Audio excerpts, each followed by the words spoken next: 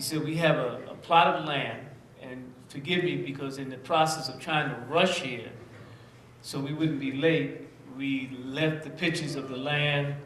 Noah was telling me we even left the large size film that we were supposed to show. So, you know, these things happen. We're going to have to improvise. But anyway, what he told me was, he said, Imam, he said, if you can get me a number of families, and we estimated, we looked at the land, it could easily hold 45 families or more, 45, 50 families. He said, if you can get me these families, and each family makes $50,000 for each family, you can count maybe the husband and the wife are working together, then you're talking about $25,000 apiece. It's basically affordable housing. He said, we'll build you the units that you want on this particular land. So he agreed to do that. And if you remember, 2 years ago, I started giving out the flyers. As far as I know, the deal still stands. They're waiting for us to come back and to give them some kind of applications where there are families who want to come out and move into that area. So that gives us the ability to deal with possibly 45 to 50 units that can be built from the ground up where the Muslims can live in that area. So it's sort of like saying like Islamaville, or maybe you want to call it Tahaville, or whatever it is that you want to call it. But alhamdulillah, Muslims get a chance to live in that central area, 45, 50 units that are built from the ground up by the town of Hempstead.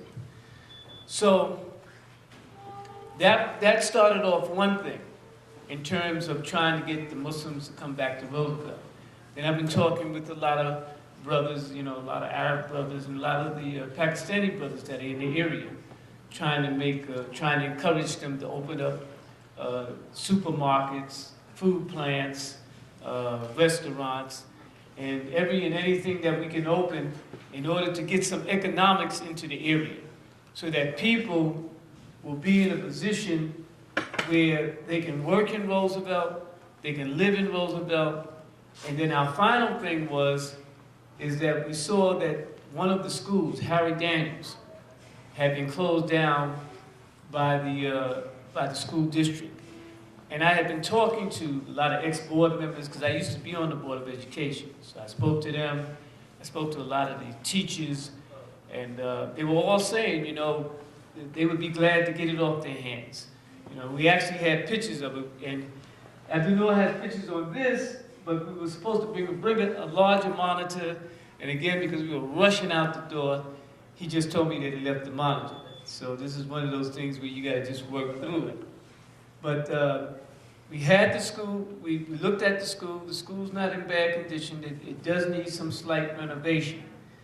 But we were told that somebody else was trying to purchase the school for $50,000. So our objective was to try to beat them to it. And I spoke to somebody about a week ago, and I asked him, I said, did they buy the school yet? And he said, no, they haven't bought the school. He said they definitely want to get rid of it. You need to talk to the board. So there's a board meeting in 2 weeks. I didn't want to approach the board technically, and there are some board members that I know. I didn't want to approach them, specifically until we made sure that we had something that we could offer them, something that we could deal with. But that's the third aspect. So we're talking about the school, which is about 2-3 blocks away from that land, that they said that they would build 45 to 50 units on the land for the Muslims. And we're talking about bringing businesses into Roosevelt, food, as I said, restaurants, you name it, halal meat markets, food plants, anything that we can get to generate business. And then the ultimate plan is, and this is way down the line, but the ultimate plan is because of the fact that years ago when I began, before I was Muslim, as I said, I was a community organizer like Obama. I had a teacher named Chris Sproul, and he told me that Roosevelt was a community organizer's dream. And I asked him why. And then he broke it down to me. He said that on one side you have Hempstead, and on the other you have Freeport, which are both communities that are basically they have their own charter. They have their own, fire department. Their all those things that you have when you have your own charter as a community. And so, therefore, he said that if someone could come along and just do that, incorporate it, is what he said. If you could incorporate it, you have your own police department, you have your own fire department, you have your own city hall, a town hall, so you could be able to produce jobs. And he cautioned me, he said it would take money. It would take a lot of money because now you're talking about collecting taxes for the school and things of that particular nature. But we're looking at that down the line. If we can get enough people into Roosevelt, say 50% of it, and then we can start talking about doing that, because the next thing would be to establish a voting and then vote our people into office, if you understand what I'm saying. But the reason why that's so far down the line is because the community at one time was, I think, was about 90%, 95% African American when we started. And actually, the Hispanics kind of jumped on the bandwagon. And they were able to move from like 2% of the population to they got to the level where they're pretty much beyond half. But we're finding that they're going back a little bit because of this DACA program, which Trump is talking about getting rid of. So a lot of them are leaving out. So they're boarding up houses and things of that particular nature. And not that I want to see anybody leave. That's not my position. But I do see the opportunity for the Muslims to start coming in and, taking the boards off those houses and running those houses, and in the area that we're talking about where the brother told me from the town of Hempstead, he said, we'll build you 45 units, the Muslims can live together. So there is some opportunity there, and this is part of what we started 2 years ago when we talked about bringing the Muslims back to Roosevelt. So that's the objective. This is just one piece of the plan, and that is to try to buy this school, Harry Daniels, take it off their hand, and then renovate the school. And then after we renovate the school, then hopefully we'll be able to put some teachers in there, because the Madrasa al-Raf still has its accreditation. Alhamdulillah. The state called me a couple of years ago, wanted to know if I wanted to give up the accreditation. I said no.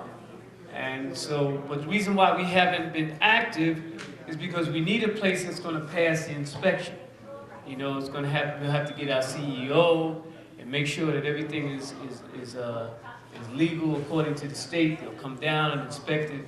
So the best thing to do, even though the school's a little old, it has all the requirements in the school. You just have to renovate it, and we can renovate that school, and then we can begin to reactivate the license that we have with the state. Now, Imam Ali, you should be sitting up here. You need to come on up here. These are the seats for the imams. So you get ready when Imam Siraj and them come in, inshallah. Actually, Dr. Jobs should be sitting up here, and Brother Habib. So when you get ready, you can come up, inshallah. Let me explain why we're into all this, okay? Take the time to do that. I don't know how many years ago it was, but it was a few years ago.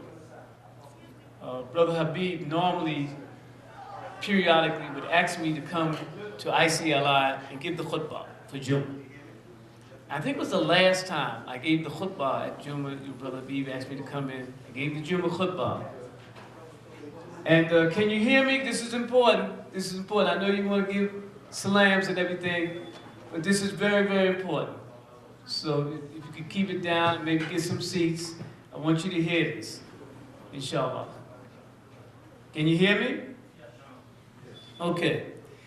After I gave the khutbah at Jummah, when I came outside, the late Sheikh Khazi Khan, he was there. And he pulled me to the side. He said, come, I want to talk to you. We sat at one of the tables. I don't know if they still have those tables there. We sat at one of the tables. He said, sit down, I got to talk to you. And he said to me, he said, did you see the article in the papers about the influx of the Muslims coming on Long Island? And I said, you know, come to think of it, I said, Kazi, I did see it. And he said, you see the statistics and everything that was there? And I said, yes.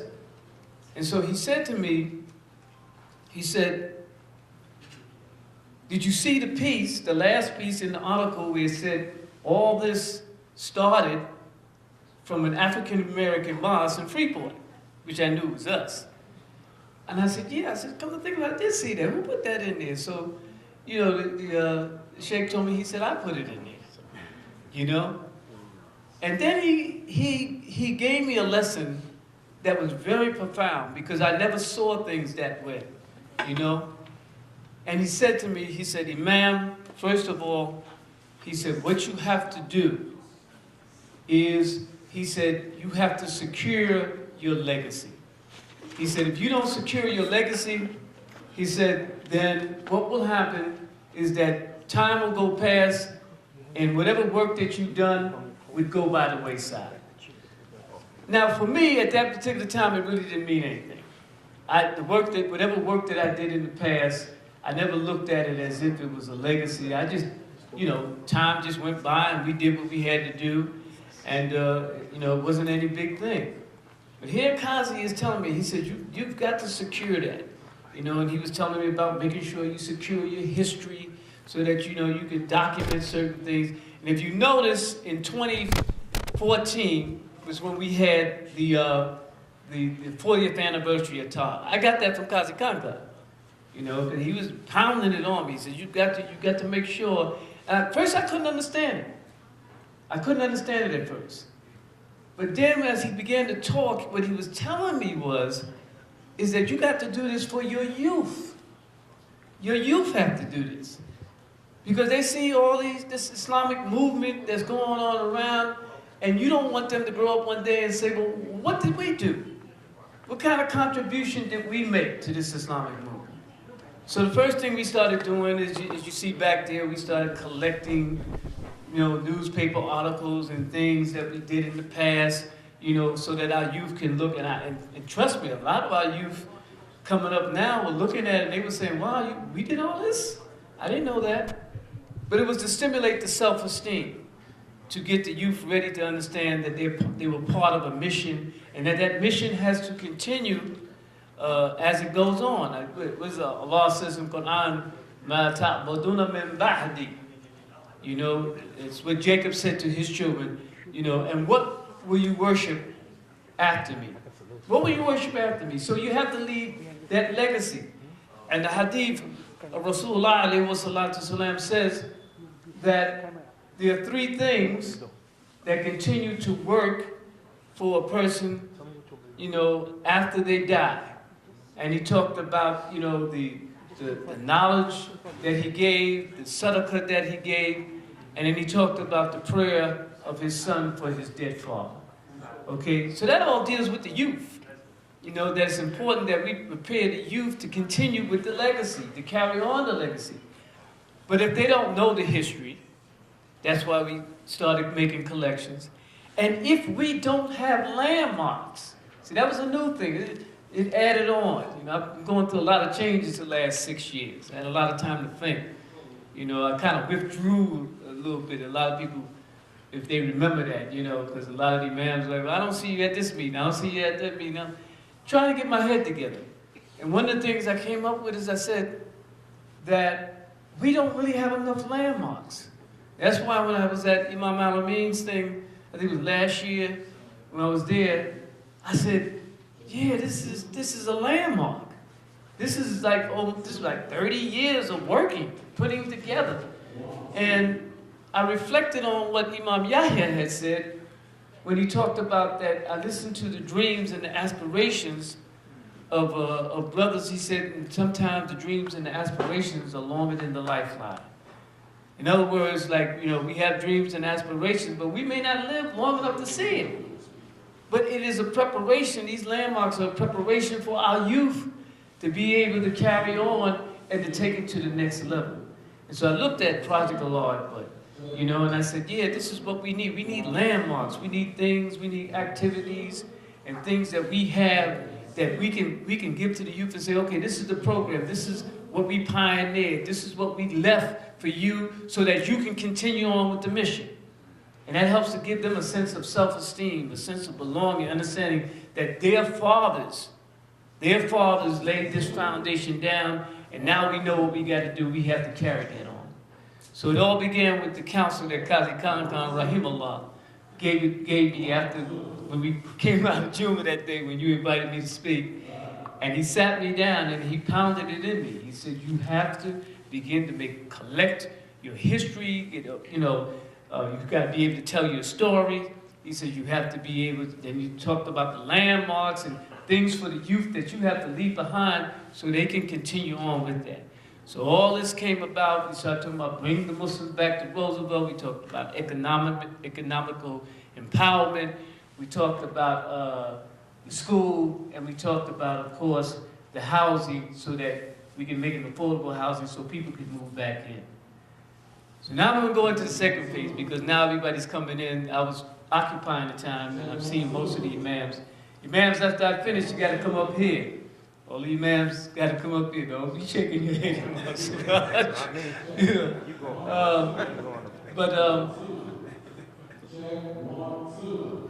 I want to go into the final thing, and then we're going to eat, and then we're really going to get into the program. What we're going to get into now, I think we have enough people here to do that with. What we're going to get into now is I wanted to talk a little bit about Dr. Jaffer. Reason being is because he's one of our unsung heroes. He really is. I mean, he really doesn't get the credit for really the things that he did. And I'll just tell you a couple of things. You know, I mean, I show you some pictures up here. Myself and Dr. Jaffer got an award from the town of Hempstead. I don't know if you remember that, Dr. Jaffer. And we took a picture, and they had congratulated us for establishing the Masjid. Sure. You know, there's another picture up here with myself. It's blacked out, kind of. You might not be able to see Imam Al-Amin, but myself, Imam Al-Amin, and we're standing next to Bill Clinton, the President of the United States. It was a lot of things that were gained there. But the thing that I got from Qazi Khan when he said, you know, that all this started from you, and I started thinking, and I said, well, not really. You know, most of this stuff was put together by Dr. Jaffer, and a lot of people don't know that. And we can start with his attempt to always establish diversity. That was his thing, diversity. Mom, we gotta have diversity. Can't just have one group. We gotta have all groups coming together, diversity. And he led that by example in terms of something that he did years ago. He took myself, he took Imam Siraj, Sheikh Ibrahim, Imam Ibrahim, a group of African-American imams, and then connected it with some of our Pakistani brothers, Qazi, you know, from the Islamic Center in New Hyde Park, and joined us together, and we made Hajj. And when we made Hajj, the significance of that is I don't think that I could have ever had the intimacy with these brothers that I have now, had it not been the fact that we made Hajj, because they say you never know your brother until you live with him. And we got to live with each other, you know, and a lot of things happened, things that I can remember and things I can't remember. I remember we had struggles. I mean, remember the bus broke down on the Arafat, and myself, you know, Imam Siraj, we trying to pull the bus out of the sand, you know, going through all kinds of shit. I mean, it was a heavy situation. But for me, it brought me closer to everybody that was with us as a family. It really did, because I got a chance to live with them. I got a chance to get to know them like you never get to know someone unless you live with them. And again, Dr. Jaffer orchestrated that. He orchestrated. He was the one that put that piece together. When Imam Al-Amin and I went to meet the president, we really didn't know what was going on, to tell you the truth. You know, Dr. Jaffer got to have a not telling you everything. All we knew is come, we got to go to D.C., bang, so we jumped in the car, went on over there, And next thing you know, we sitting in the what was it, the garden of the White House. We sitting there, and I'm like, what in the world is this? And then somebody comes along and asks Imam Alami and myself to move up front. And when he said that, I said, oh man, we getting ready to meet the president here. You see, so we sat up front, you know, but it was also a group, not just of African Americans, but African Americans, Arabs, Pakistanis, you know, a diverse group, because that's how Dr. Jaffa moves. And we got up there, we got a chance to meet the president, Imam Alameen, gave him a card, stressed the point that we are the leadership, we need to talk, Mr. President. You know, we need to sit down and have a squat. I'm looking at him, you know, and the president's looking at him, and he's pushing it. We need to talk. We need to sit down, we need to have a squat. We the leadership, we represent the leadership in the country. Alhamdulillah. Again, Dr. Jaffa put that together. Another situation was, we were sitting in the car, I was sitting in the car with him, and he told me, he said, you're going to be the Emir of Long Island. Really, when I looked at him, I said, what is he talking about? But he put that together to such a degree that within a year or two, next thing I know, we got a Masjid Shura, we having Eids, 10,000, 15,000, maybe 20,000. We never did that before. That was history. And I'm the Emir. You know, I got to deal with all this. You know, again, that was Dr. Jaffa. And I can go on and on and on. You know, the raising of the funds for Taha Masjid. That's real public news. You know, I remember I was sitting with Imam Alameen, Imam Jamil when that happened. You know, and we were amazed how fast we were able to raise that amount of money. You know, I mean, when we got past $100,000, I looked at Imam Jamil, he looked at me, looking at Imam Alameen, and they were just dropping it. Next thing you know, we had enough money to get the building. You know, but the real thing I want to close out on is that he's always been a supporter of the leadership. He was at all, right, Imam Alameen, he was at all the Masjid Shuras in New York. He was always there supporting Imam Alameen as the Amir, supporting Imam Siraj as the assistant Amir. He was always there. Whatever was needed for him to do, he did it. He didn't have to put him through no changes. He wasn't looking for any power or anything like that, any kind of recognition. He did it because he was committed to the development of this movement of, you know, in terms of Islam. And I remember at the first Majlis, we had the first Eid al-Adha, I believe it was. And we had all these people there, and I think we brought Sheikh Fahim, if I'm not mistaken. And Dr. Jaffa got up and he gave a discourse. And he was very influential in putting this together. And he said, one, we have leadership now on Long Island, so we unite. He said, two, we have a tri-state leadership. And he was talking about the Masjid Shura in New York. He said, we got unity there. We got regional unity.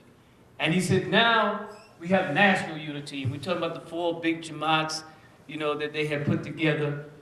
And he said, there's no reason for anybody now to be moving on their own. We have unity locally, regionally, and nationally. Again, he helped to put this together. He never got any kind of recognition for it. He never asked for any recognition. He didn't ask to be here tonight. He didn't ask to be honored. I just feel, and if I disagree with Imam Alameen and Imam Siraj or anything, I can tell you, I know they feel the same way I feel, that he's overdue for the recognition and the respect, you know, that we should give him just, you know, even if it just comes down to saying thank you. So I want to start this off before we eat, and then we start getting into the speakers and the different imams. You back there? Okay, because I want you to introduce the speakers. You asked me today on the phone, you know, what I want you to do. That's what I want you to do, inshallah. But I'm going to read, can somebody open this for me? For his lifetime achievement and contribution to the development of Islam on Long Island. I didn't even talk about, you know, his development with the Islamic Center, all right? Brother Habib, you know, when he was also director, and even after he was director. Yes. I didn't talk about Crescent School. There's a lot of things I didn't talk about. for his lifetime achievement and contribution to the development of Islam on Long Island. This includes the building and the funding of masjids, Islamic centers, Islamic schools, and uniting communities and groups of diverse background. Figured you would like that, Imam Ali. Diverse backgrounds, okay? December 31st, 2017, we hereby give this award to Dr. Jaffa. Dr. Jaffa, you want to accept this award, inshallah?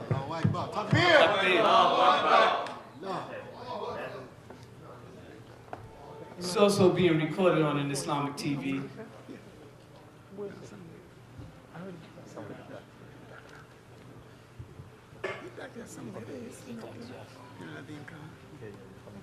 And you want to say a few words? Of course. Okay. Assalamu alaikum.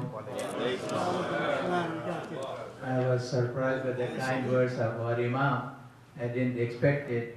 Whatever I did was for the pleasure of Allah subhanahu wa ta'ala, and all praise goes to Allah subhanahu wa ta'ala. Assalamu alaikum. Allahu Akbar. Allahu Akbar. Allahu Akbar. Okay, from now what we're going to do is I asked the sister to serve the food early so we can get on with the program. And please, imams, if you can come up, because it looks kind of funny, everybody sitting in the thing, but not gonna happen. You've been on me all day. Right. You've been on me all day, so I'm expecting this. But Imam Ayub, I wanted him to introduce the imams. Starting with, of course, every one of them is known. We have Imam Al-Amin, of course, from Project Allah, but we have Sheikh Hafiz, who is the president of the Masjid Ashur. By the way, that was the Masjid Ashur that all of us had a hand in building. So that's why it's so important. That's why when the Sheikh and I talked a couple of weeks ago, and I asked him what he wanted me to do, and he gave me a task in terms of security. I said, Sheikh, I'm yours. So, alhamdulillah, I'm back with that. I got a little tongue lashing, I don't see him here, from Imam Talib, because he was kind of angry at me. He said, where you been all these years, or so forth. I got a tongue lashing from Imam Asim, and so on and so forth. And I told everybody, I said, look, I've been out of it for about 6 years. Personal things and changes I was going through. But I told them all, I said, now I'm back. Whatever you need me to do, I'm ready to work. I'm ready to go to work, inshallah, for the pleasure of Allah. So, inshallah, I'm going to turn the mic over to Imam Ayub, and as I said, we can... we're going to eat, and then after that, thought you might want to say... Alhamdulillah Rabbil Alameen. Wa salatu wa salamu ala Rasulil Kareem. Allahumma salli ala Sayyidina Muhammad abdika wa rasulika wa sallim mu'minina wa mu'minat. I'm sorry. Anybody who has your car parked on the streets, you're going to get it towed. What we were told was that there's a parking lot down the block. If you park there, you can get a voucher from a guy, what's his name, Jerry? He has some vouchers, and I think they're charging something like $1 an hour. He calculated $5 altogether, so you can buy it for $5. And then when you go back, all you got to do is pay $5 for the voucher, inshallah. But you got to get it off the street now before it gets towed. Okay? Shukran.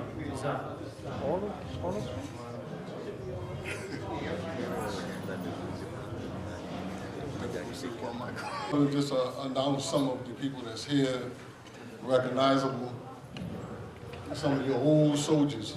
In that respect, I'm very honored to be here tonight to give support to Masjid Taha. They have been active ever since I have been a Muslim. Matter of fact, they are offshoot, just like Imam Al-Amin of the Darul Islam movement. That was how I became a Muslim.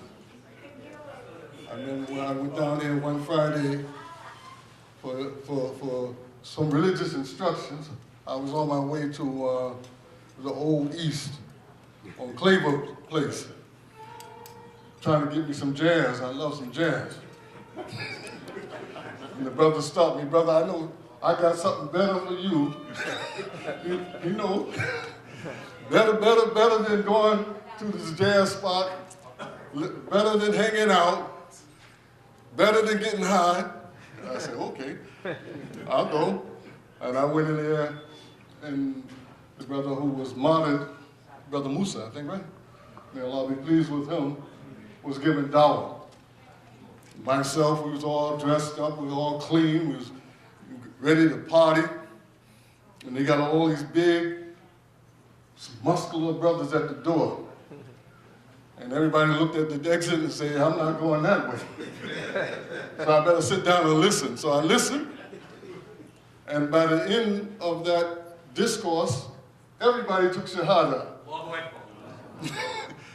But not everybody returned. Some people was glad to get out that door. We still went down to the east. But that's the mercy of Allah subhanahu wa ta'ala, is that, you know, over the course of the years of a lifetime, we have met many different brothers and experienced many different things. And those events only reinforce us in our Islam. You know, this is why when movements come on the American scene, and those movements come and they tend to move in this whole America as if there was no Islam here, that I have a problem with. Because I seen the brothers, and I seen the brothers with their affection and affinity for Islam. That was where I seen the Sunnah being practiced and respected, one way or another. I remember one brother came to one particular masjid and he said, well, I come to get my woman. I say, you come to what? I come to get my woman. And he called her all kinds of names. And so the brothers took him inside and carried him out. I said, well, this is true Islam.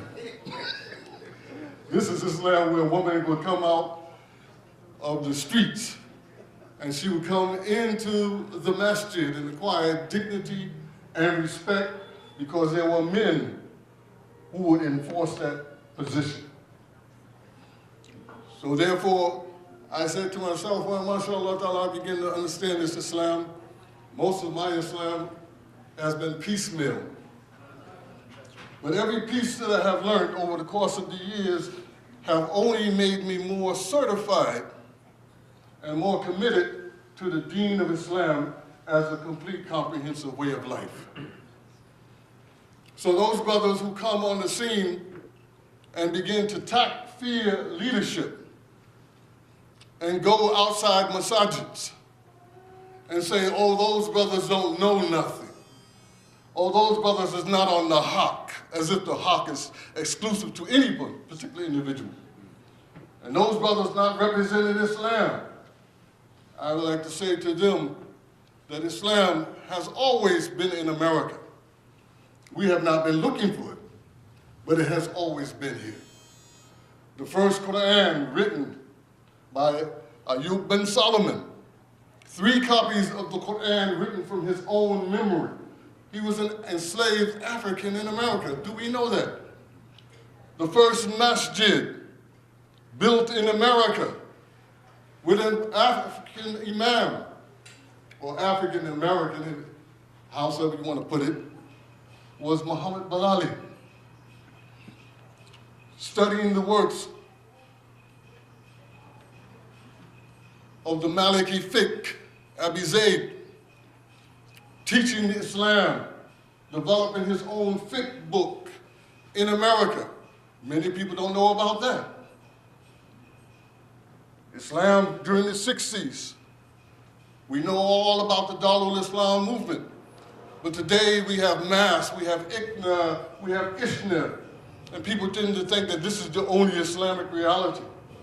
And they have bypassed the leadership. The brothers who established dignity and self-respect for this Islam on the streets in the ghettos of America. This is disheartening to me. So when the Imam said he wanted me to come, I said, whatever you want me to do, I'm here. for you because I understand that reality. There was a time when no Muslim sister would walk in the streets of New York City with a hijab. But those sisters that everybody laughed at, everybody mocked, everybody ridiculed, went home and took their sheets and cut their sheets and sewed the ends and wore their headpiece out on the streets with dignity and honor. And all the people in this ghetto understood that you did not put your hands on a Muslim sister. But today is not that same situation. We have situations like recently where a Muslim sister was accosted and attacked, and then the people begin to cry on the news and the media. This is disheartening. Why?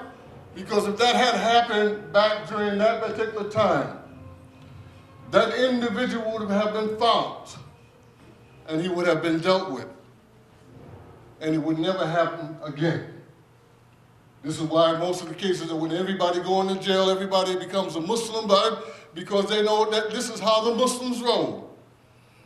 That they are men who are perpendicular to the ground, who stand up like men, and as Richard Pryor said, they are those double Muslims. You have Muslims, and you have double Muslims. He said, the double Muslims are always those Muslims looking to return to Allah. When they say Allahu Akbar, it is a good thing, but it's a fearful thing to those people who understand how that brother's going to respond. Those memories are very dear to me because I see that in America today, these are trying times, these are critical times. Muslims crying, oh, the government is not doing this, the government is not doing that. The government has never did anything for anybody. You only get what you strive for. That's why I love the brother, the doctor here. He strives for that. He makes an effort. He makes an inroad. But that inroad is not for himself, but that inroad is to empower his community. We have lost sight of that. And we have lost sight of true brotherhood. Because if this was true brotherhood, this room would be more packed than it is tonight. If this was brotherhood, then brothers would be coming from all over the world, all over the country to recognize and show dignity and respect for the brother in his position. Not just being the emir from Long Island, but just because of the fact that the brother have striven in America to be able to open the masjid and to establish a community. And it still stands as a beacon of light for all of us who are making an effort to do the same thing. To show respect to us as family, that we recognize and we respect Imam Isa and the work and the sacrifice that he has done for us, because part of that is on us. We enjoy the good that comes from Masjid al-Taha. We enjoy the dignity and respect that has been given to the community through Masjid Taha or through the Darul Islam movement. When I see Imam Al-Amin, I see history. Because I remember him when we all had black hair.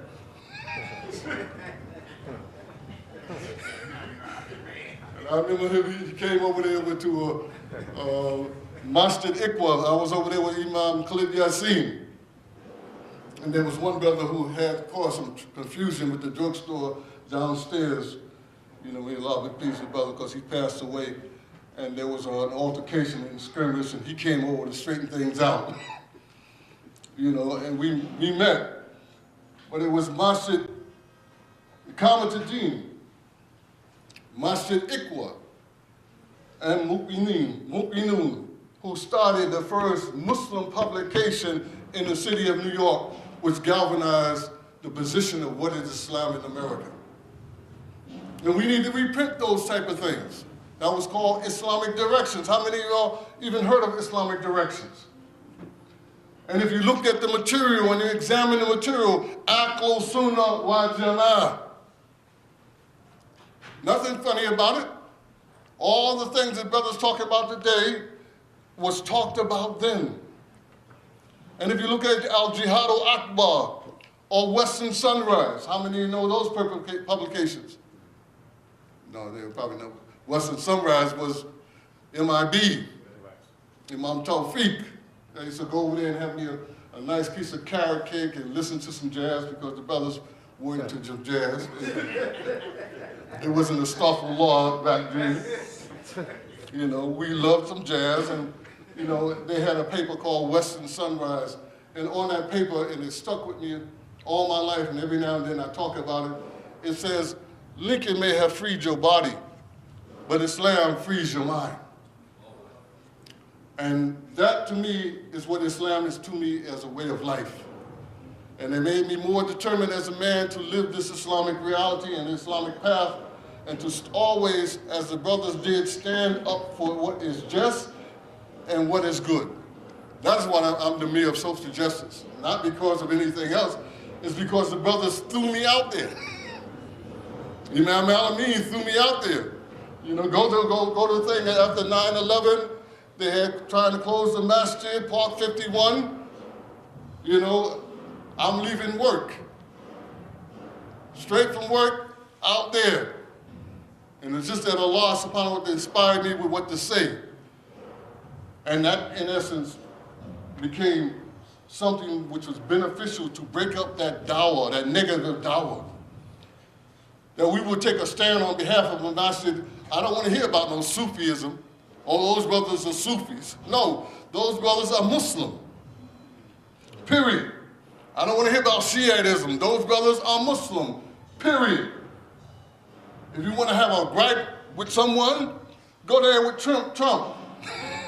And go down there in South Carolina, go down in North Carolina, go down there in Mississippi. There's enough people for you to deal with than going around hating somebody else who never called you anything and who looked like you and who follow and believe the same God as yourself. Because one brother was trying to get me on that thing, brother, the Shiite brothers. I said, brothers, I'm not on that kick. I said, I'm not going to wa Jama'ah.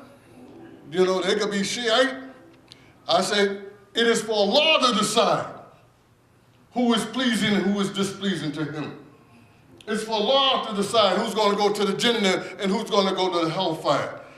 I said, I'm trying to make it there. I'm sure that Shiite brother's trying to make it there, and only Allah will judge between me and him. I'm not going to hate him because you hate him. I'm not going to try to define him because you define him. I'm going to leave things alone and leave it in the hands of Allah subhanahu wa ta'ala. We in America, we got some clear enemies. And we better realize we got some clear enemies. Some people who just the very word Islam upsets them to the very core of their stomach. And they're restless day and night trying to think on ways on how they can concoct things to discredit Islam. You have to grasp all of that history that went before you. And these children have to understand the dynamics of that Islam. That this is a protracted struggle, this belief in La ilaha illallah. Miftahu jannati shahadatu la ilaha illallah. The key to Jannah is La ilaha illallah. And anyone who says that, he's safe from my tongue and my hand. I'm like Usama bin Zayd. I will never attack another Muslim. I won't even think about killing another Muslim. I'm like Umar ibn Khattab, whose last words was when Abu Lulu stabbed him and he's dying, he says, tell me it's not a Muslim. Tell me it's not a Muslim. That's the way I feel about it. And so therefore, when Imam Isa said, you know, I said, well, we got history together. So very interesting, but I'm not going to go into that all night because that'll keep us all night. And I want to thank Imam Isa for saying the food is ready, because that makes my job a lot easier. Because I know, like Imam Siraj says, don't come in between a man and his food. But I should say, Imam Isa, you should get the money first. But mashallah ta'ala, we have here the Emir Abdul Hafiz from the Masjid Ashura, Imam Alameen Abdul Latif from Project Allahu Akbar, Imam Siraj Wahaj from Masjid Al-Taqwa. Of course, you know him, he's the Emir, even though he don't want to take the title. So, the man who works behind the scenes, Dr. Jaffa. inshallah ta'ala. And inshallah ta'ala, I don't know the brother here, but alhamdulillah, bil alameen, we will know you during the course of the night. And we got Imam Abdul Azim Khan hiding back there with the red cap from Masjid Umar bin Abdul Aziz. I don't see any other Imams here, but we have a representative, brother, from Masjid, one of the original founders of the Masjid Ashura on the Eastern Parkway, Utica, Ikwa. Brother Tala, the Naib, inshallah. Well,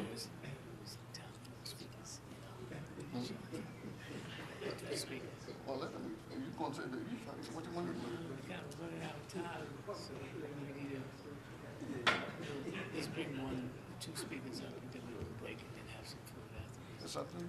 How do you want to do it? Inshallah ta'ala, okay, we're going to go with the speakers, with your permission, right?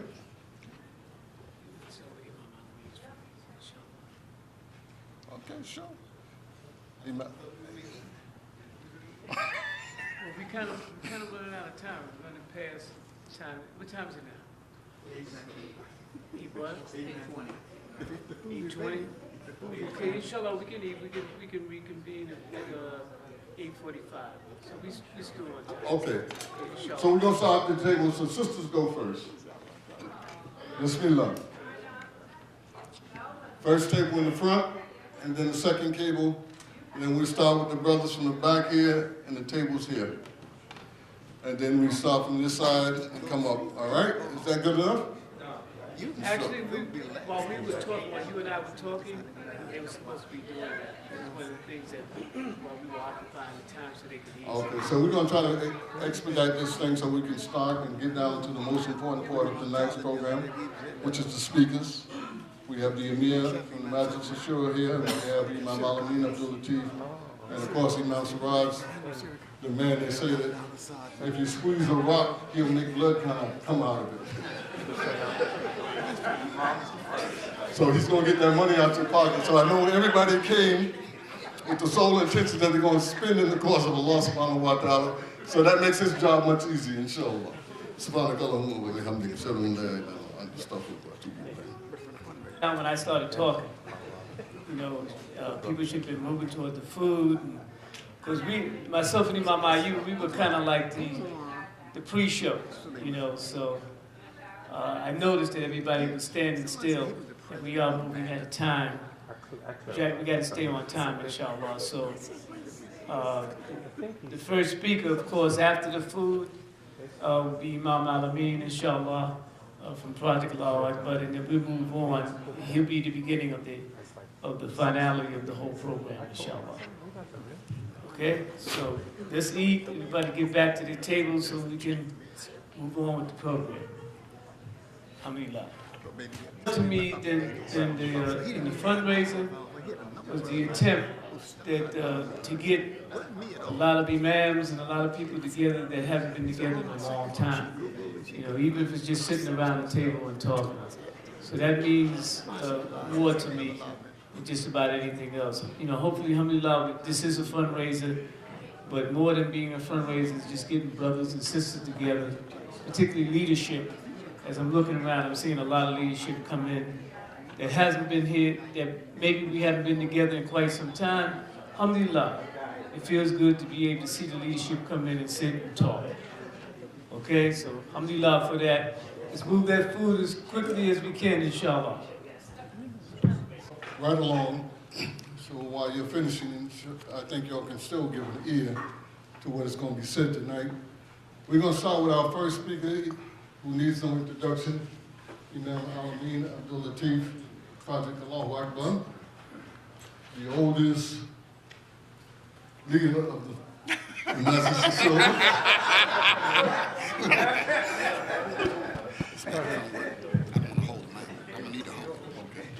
No, this is a TV thing. Okay. Yes. I'm home. Okay. No, I got it.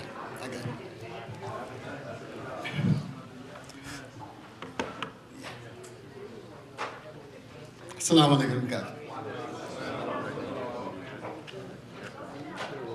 And alhamdulillah, نحمده ونستعينه ونستغفره ونعوذ بالله من شرور أنفسنا ومن سيئات أعمالنا من يهده الله فلا مضل له ومن يضلل فلا هادي له أشهد أن لا إله إلا الله وحده لا شريك له وأشهد أن محمدا عبده ورسوله صلى الله عليه وسلم. Alhamdulillah, we praise Allah, we seek His forgiveness. We thank Him. We seek refuge in Allah from the evils of our own selves, from the harm of our wrongdoing. Whosoever Allah guides, no one can lead astray. Whosoever leads you astray, no one can guide. And I bear witness that there is none worthy of worship except Allah, who is one without any partners. And I bear witness that Muhammad sallallahu alaihi wasallam is His servant and messenger. Alhamdulillah, just so that I can stay on script and don't go off in any tangents, I got some notes that I'm going to be reading from. And hopefully, inshallah, you'll get some benefit from this short presentation, inshallah. There's this very, of course, the theme, in keeping with the theme, the Imam had put it on the flyer, and as you're already familiar with, education is the answer. And I guess I'm assuming, and he stopped there, so I'm assuming education is the answer in terms of success here and the hereafter, basically. But anyway, education. So when I thought about education and talking about education, there's a very important aspect of education that many of us marginalize and we overlook. So I want to talk about that. There's a very beautiful hadith of the Prophet sallallahu alaihi wasallam where he said, "Bu'ithtu li utammima makarim al-akhlaq." Makarim al-akhlaq. The basic meaning is that, the Prophet said, I have been sent on a mission to teach the perfection of good akhlaq, good character.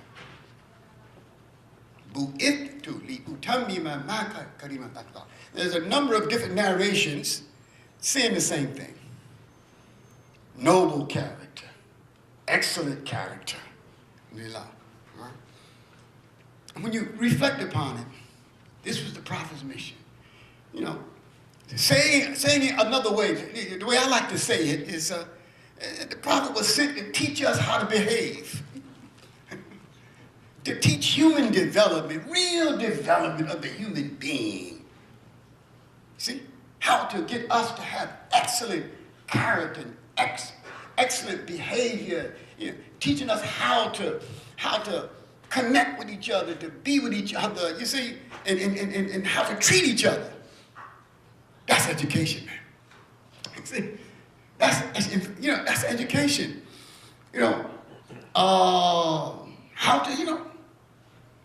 How to develop the good character and the good, adab, like back in the days, Imam Isa, remember, back in the days of the Dawah, our Imam, our teacher put a lot of emphasis on adab, good manners.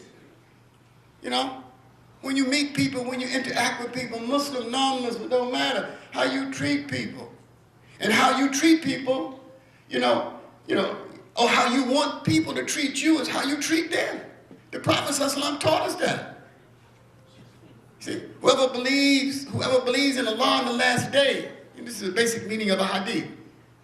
Whoever believes in Allah, believes in the last day, believes in Allah and wishes to go to Jannah, let him treat people like he want to be treated. Think about that. So this whole notion of having good character and good manners is very essential when we start talking about education, Islamic education. So we learn fiqh, we learn Quran, we learn, the various sciences, but what about the science of akhlaq? How do you go in a bookstore and you get a book on akhlaq?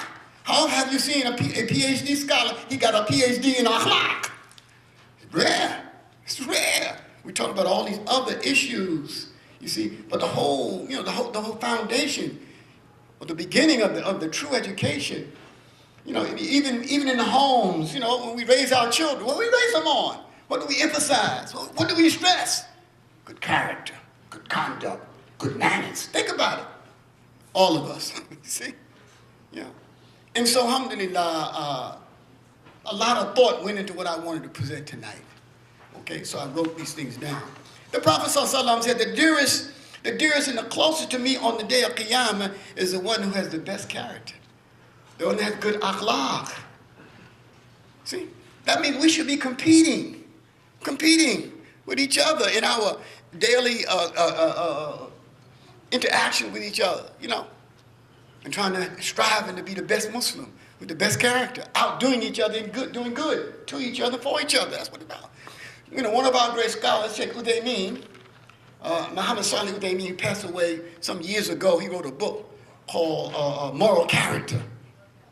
And he said the scholars of old, they summarize akhlaq, 3 things. So if you don't get nothing else, you can leave with this. What the Sheikh, Imam Al-Amin said, the Sheikh Muhammad Salih Uthaymeen, he said this in his book about, you know, noble character. He said that noble character is summarized in 3 things. Number 1, do good to others. Be good to your fellow man and be good to your fellow Muslim. Be good to people. Number 2, avoid harming people. Don't harm people. Don't violate people. Okay? And number 3, always have a pleasant smile, a nice disposition. How are you? Oh, okay. I thought that was profound when I read that by the Sheikh. And of course, that's what the old scholars, he just repeated what, you know, the predecessors mentioned, you see? And so again, the Prophet ﷺ said that the heaviest thing on the scales on the day of Qiyamah is what? Good akhlaq, husnul khuluq, good character, he said. Another narration, you know, in brief, the Prophet ﷺ said, the best of you in Iman, the best of you in faith, are those with the best character and manners. So just in that, it just shows the importance of this, but we marginalize it today. Okay? What some of our early Salaf as-Salih, our righteous predecessors from amongst the scholars, what they said about this issue of akhlaq, good character, good manners, right? Imam Ahmed, he said, the head of the matter is good character. The head of the matter is good character, meaning the most important thing is good character. Think about it. Just think about it. When Allah subhanahu says, Inna akramakum indallahi atqakum, that the most honorable of you in the sight of Allah, the one that has what? Taqwa. Taqwa, the fear of Allah, the consciousness of Allah. You see?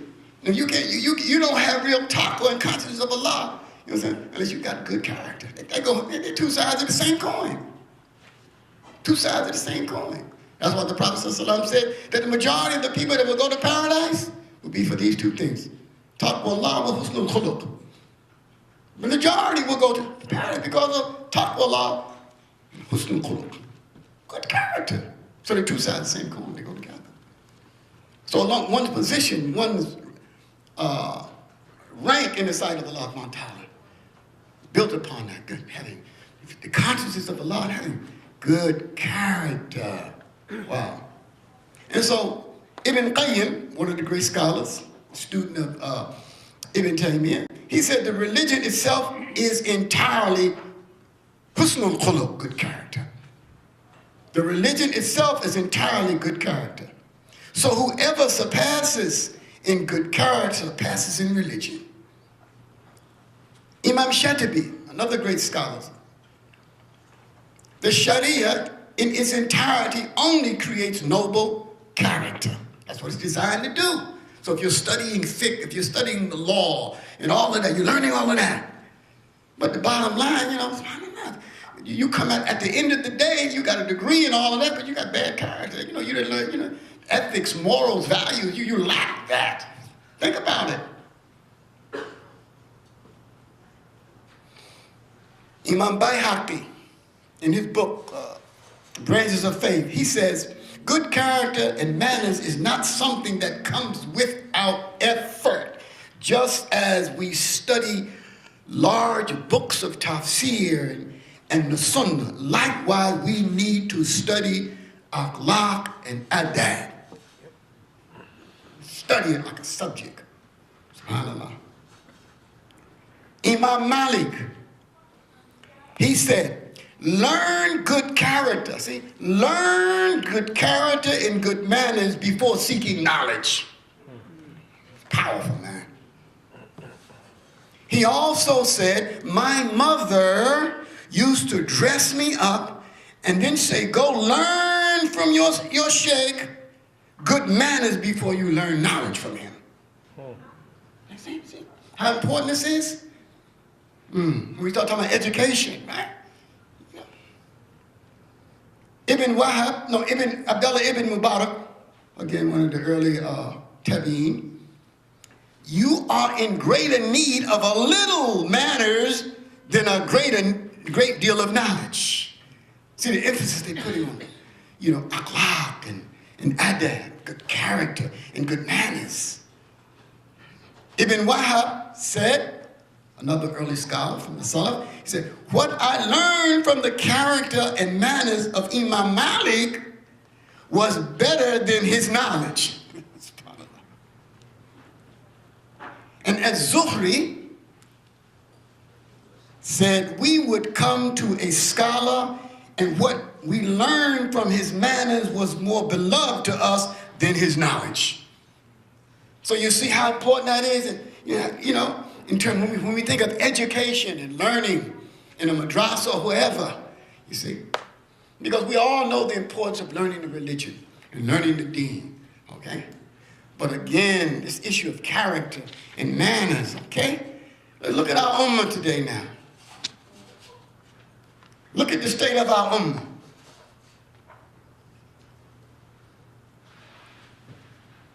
The Muslim world, we lack akhlaq. Am I right, Imam? Right. No character, no manners, man. That's the sad state of the ummah. It's not the scholars, it's not just the rulers. The whole ummah from top to bottom. Not all of you in here, I'm not saying that. But in general, and I pray and I hope and I believe that you are the best Muslims. Right here in this room, alhamdulillah. But we look at the ummah, look at the world, look at the rulers. The torture, the oppression, the murder, the stealing, the squandering of the wealth, the extortions. Look what's happening in Saudi Arabia right now. Some of the business people are under house arrest in a hotel, and some of them are gaining their freedom by giving billions of dollars. That ain't extortion. I don't know what that is, all right? Who taught these people? Where did these people learn Islam from? What do they know of akhlaq and adab? You see? So this is the reality. The different sects and the different groups that we see in the Muslim world. The murdering, the slaughtering of the people in the masjids, in the churches, in the marketplace, all this stuff. And the Prophet talked of al-harj, mass murder. We've lost sight of the sacredness of human life. You say, who taught them? I know Imam Taifa, Allah bless him, in Baltimore. He watched all this stuff. He said, my God, where did they learn their religion from? Who taught them to act like that? You're blowing up churches, you're blowing up mosques, you're blowing up marketplace, you're killing innocent women and children. This ain't what the Prophet ﷺ taught us. This is the problem. Hey, man, the heart. See? The heart, man. And so this is what we're dealing with. It ain't so much that people don't have knowledge, the fundamentals of religion. People don't know Arabic, they don't know Quran, they don't know fiqh, they know this stuff. They know this stuff. They lack character. How much time I got left? 5. Great. Okay. I'm not good. I'm right on point. That's why I'm sticking to my script so I can finish. Okay. Even though I have a lot more to say, but we have a number of other imams here to speak and talk. So they're going to share with us too, and we're going to get some benefit. But You know, again, brothers and sisters, I just want you to reflect on what I'm saying, you know. People graduating from universities and Islamic institutions all over the world, some of them got bad behavior. If you go on the internet and look at some of these websites from some of these students of knowledge and some of the so-called scholars, and we believe in our ulama, we respect them. But you look at their conversation, you look at their behavior, you know, online, it's like, wow. And I heard one big scholar. I wouldn't have believed it if I hadn't heard it. I heard one big scholar, got thousands of students, and he was attacking a fellow scholar equally renowned. And you know what he said out of his mouth? May Allah forgive him. He said about the other scholar, because of what he said and what he disagreed with him on, he said, may Allah sever his lips and his tongue. He cursed him. May Allah sever his lips and his tongue. I said, Allah, what bad manners. See, that's bad out there. You'll never do stuff like that, but it's all on the internet, man. All this ugliness, character, man, out there. I remember years ago, back in the old days, I remember, you know, Imam Yahya, you know, my first teacher, he used to tell us, man, you know, when you go out and you give talks publicly, don't get personal and attacking people. And we had a policy in the Dal, Imam Siraj. Imam Yahya said, don't say bad things about Elijah Muhammad. Don't say bad things publicly about Farrakhan. Don't do that. Leave that alone. We can talk about the deviation in some of the practices in their belief. Be general, but don't get personal. Because it's bad manners. SubhanAllah. I reflected when Ikrimah ibn Abi Jahl became Muslim at the conquest of Mecca, right? He ran away because he was on the Prophet's list to be executed. So he ran away. And so his wife, you know, got permission from the Prophet to go get him. And so he finally came back, was given the Prophet to take Shahada. See? And the Prophet was not trying to force him, but check out what the Prophet did when he saw Ikrimah coming. He told the companions, he said, don't say nothing bad about his father. Wow. See? Because when you say, you know, because your words will not hurt the dead. It'll only hurt the living. It'll hurt Ikrimah, because that's his dad. And I thought about that, how people used to attack Imam Warthi Muhammad and, attack Elijah Muhammad the way they used to do. You know, and I heard one da'iyah, check this out. One da'iyah, very prominent da'iyah, among one of these groups, and he said, yeah, and that's so-and-so and so-and-so, I piss on his grave. He said that. So I know. I said, wow, man. Why would you say something? The Prophet ﷺ never did that. So who's akhlaq? Who's adab? Are some of the students of knowledge and the people of knowledge following, man? What are they learning in institutions, man? You see? So this is what's going on. In closing, check this out. I'm going to close out with this hadith here.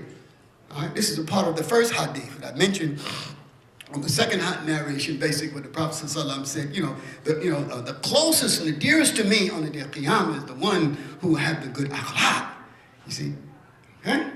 Then he went on in the same hadith, it's collected by Imam Tirmidhi, Sahih hadith. He said, and the farthest from me and one of the most hateful to me, okay, is the one who is called mutashaddiq, el-mutashaddiq, which means a loud-mouthed, vulgar individual. Imam Tirmidhi said, and it means the one who excessively speaks about people in a filthy manner. SubhanAllah. Bad character. Bad and damn. So the prelude to education, we would say, the prelude to education, or a part of Islamic education is to learn akhlaq and good character.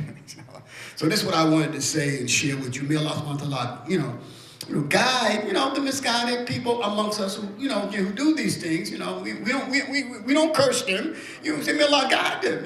May Allah protect us and not allow us to be like that. Let us follow the example of the Prophet Muhammad sallallahu who's the best amongst mankind and who had the best, akhlaq, the best character and the best adab, alhamdulillah. And may Allah subhanahu wa ta'ala raise us to understand the importance of this aspect of Islamic knowledge and education, inshallah, and hopefully we'll be examples of it and we'll instill these values and these principles, in our children.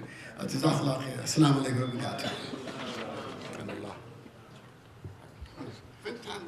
Alhamdulillah.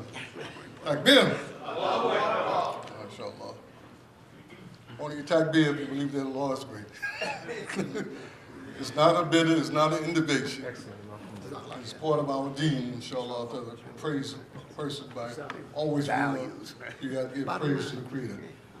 Next, we're going to bring up our Amir Abdel Hafiz of the Masjid of Shura, and he's going to further add to this topic. And we're going to bring the moment you've been all waiting for, because I know that your money is sitting there kind of heavy in your pocket. So I'm trying to make Imam Siraj's job a little easier. Normally he don't like y'all to be fed, but I follow Imam Isa, I follow directions, inshallah.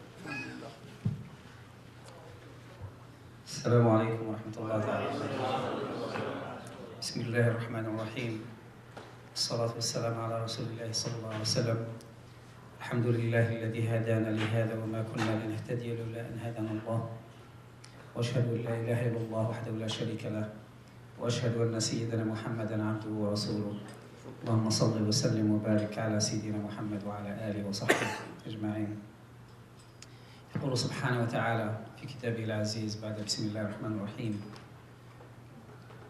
ولا تظنوا إن بعض الظن إثم ولا تجسسوا ولا يغتب بعضكم بعضا أيحب أحدكم أن يأكل لحم أخيه ميتا فكرهتموه. And do not suspect, because some of the suspicion is wrong. And do not spy on each other. And do not backbite each other. In this area, Allah subhanahu wa ta'ala, I'm just following the Imam because the Imam just changed my mental thought.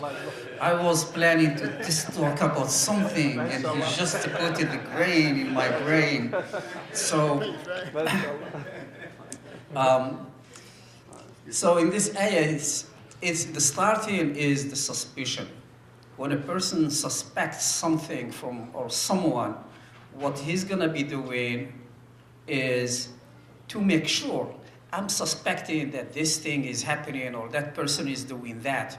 So the only way to make sure of it is that I'll spy on that person until I am sure that he's doing it. Now I found that the person is doing it. What do I do with the information? The information is a weapon. So if I keep it in my heart, it will destroy me. So what I do with it is I share it with other people, and that's backbiting. So I suspect, I spy, then I backbite. Now, when the person does that, Allah subhanahu wa ta'ala gives a good description about it. أَيُحِبُّ أَحَدُكُمْ أَنْ يَأْكُلَ لَحْمَ أَخِيهِ مَيْتًا. Does any of you wants to eat the flesh of his brother alive? Dead. Sorry. When a person, if a person goes to the butcher and just grabs a piece of meat and starts eating it raw, what would you say about that person? That person is not insane. That person is not sane, really. So what if the person is eating, as Allah subhanahu wa ta'ala described it in the Quran, is eating the flesh of his brother? What would we say about that?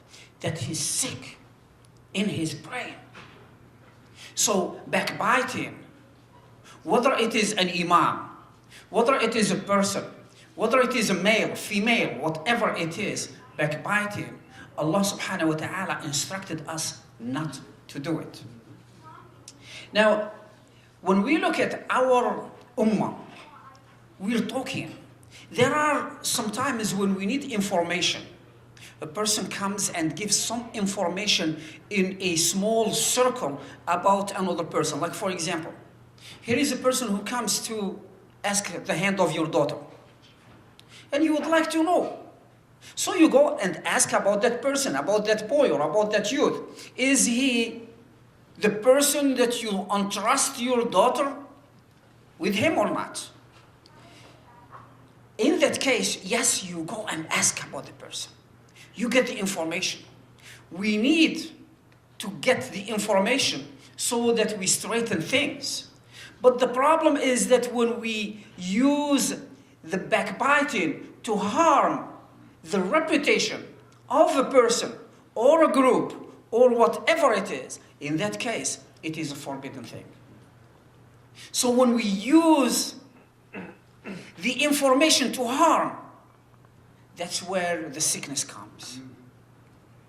And we know Allah subhanahu wa ta'ala states in the Quran, and He said, أَلَمْ تَرَى كَيْفَ in Surah Ibrahim alayhi salam, أَلَمْ تَرَى كَيْفَ ضَرَبَ اللَّهُ مَثَلًا كَلِمَةٌ طَيِّبَةٌ كَشَجَرَةٍ طَيِّبَةٍ. The good word is the same as a good tree. Why? Because the good word, when a person speaks a good word, that person is planting. Oh, by the way, all of us are farmers. I'm talking like that. When you are talking a good word, you are a farmer, you plan and you make ready the land or the place where you're going to plant in that grain. You talk to the person nicely so that you plant the grain in the mind of the person. That grain will grow as a tree. What does it mean it grows as a tree? It does not grow really as a tree, but the person will make it grow and he will act upon it. That is where the education comes from. That's where the good behaviors and the good manners come. Because when we talk to a person good thing, what happened? He will grasp it. And by the way, when we talk something good to a person, we are not talking to the person himself. To whom we are talking? Who is the first one to hear the good words? It's me. If I say something good, it's me. I am affected by it more than anyone else. When Rasulullah ﷺ says, the smile is a charity, the smile in the face of your brother is a charity. Is a charity for whom? Is it a charity for the other brother? Or the sister? No, it is the person who smiles. It gets affected by that smile more than the person who receives the smile. Why? Because try to be angry or mad and smile. That smile will eliminate, will delete whatever you have as sadness or as anger. They don't come together.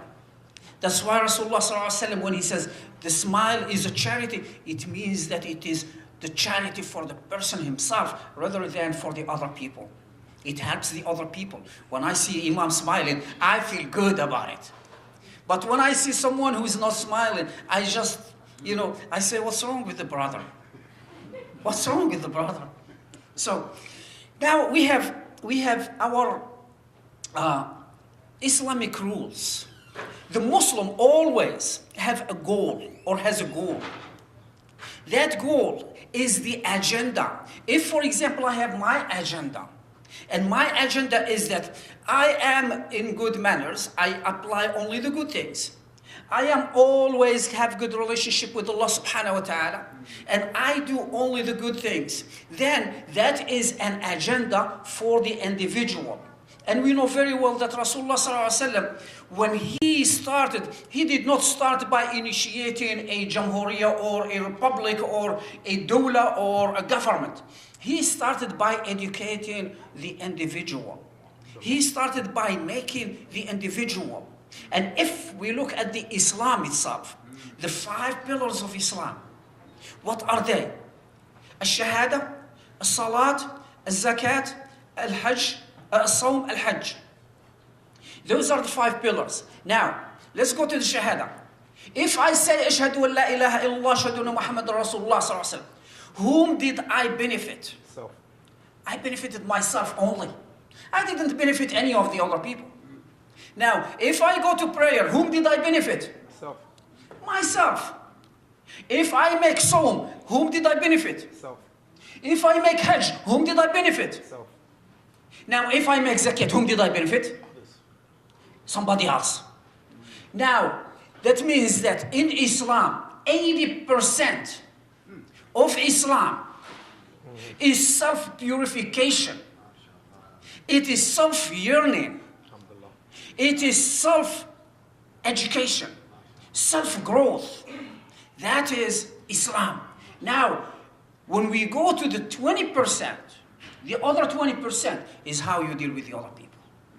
Deal with yourself properly, you will be able to deal with the other people properly. If you cannot lead yourself, how can you lead your family? If you cannot be the leader of your own vices, desires, and ambitions, how can you say that I am a leader of a government, or I'm a leader of a people, or of a community?